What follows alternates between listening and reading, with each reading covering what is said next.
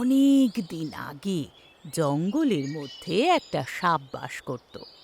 সে খুব বুড়ো হয়ে গিয়েছিল, আর তাই সে কিভাবে নিজের বুদ্ধি খাটিয়ে তার খাবার সংগ্রহ করত, সেই গল্পই আজ আমি তোমাদের শোনাবো।